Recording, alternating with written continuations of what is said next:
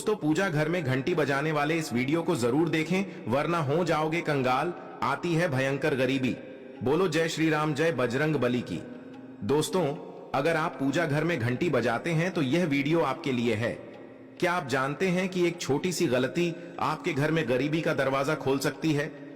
जी हां, आज हम आपको एक ऐसा रहस्य बताने जा रहे हैं जो आपको सचेत कर देगा।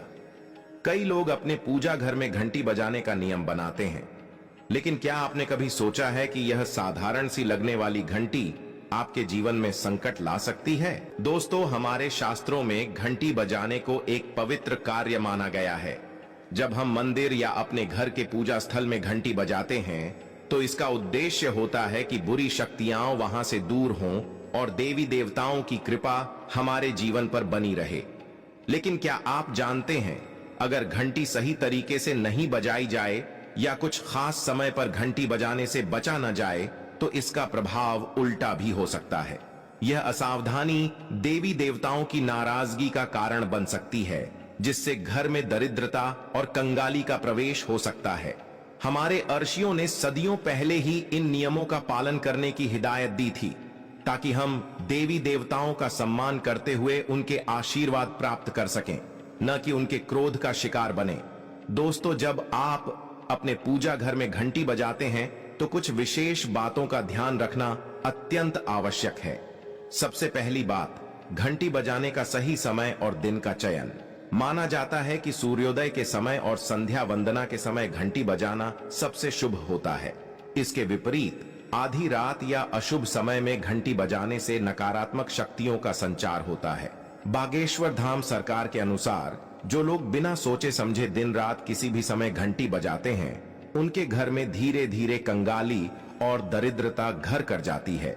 इसलिए अगर आप चाहते हैं कि आपके घर में समृद्धि बनी रहे तो इन सावधानियों का पालन करें। दोस्तों, हमारे सनातन धर्म में हर क्रिया का एक वैज्ञानिक और आध्यात्मिक महत्व होता है। जब हम पूजा घर में घंटी बजाते हैं तो उसकी ध्वनि चारों दिशाओं में फैलती है और वातावरण को शुद्ध करती है। लेकिन यह तभी प्रभावी होती है जब इसे सही विधि और श्रद्धा से बजाया जाए। यदि आपने कभी बिना मन से या अज्ञानता के कारण घंटी बजाई है तो यह देवी देवताओं को अप्रसन्न। घर में समृद्धि बनाए रखने के लिए हमें न केवल घंटी का सही उपयोग करना चाहिए, बल्कि उसकी नियमित सफाई और पूजा स्थल की पवित्रता पर भी ध्यान देना चाहिए। ऐसा माना गया है कि अगर घंटी गंदगी से ढकी रहती है या उसकी आवाज अशुद्ध होती है तो देवी देवता वहां से दूर हो जाते हैं और उनके साथ ही घर से समृद्धि भी चली जाती है। दोस्तों, तो अब सवाल यह है कि कैसे बचें इस भयंकर दरिद्रता और गरीबी से। एक सरल उपाय यह है कि जब भी आप घंटी बजाएं, मन में अपने आराध्य का ध्यान करें और किसी भी तरह के नकारात्मक विचारों को दूर रखें। इसके अलावा आप अपने पूजा घर की नियमित रूप से सफाई करें, विशेषकर घंटी की।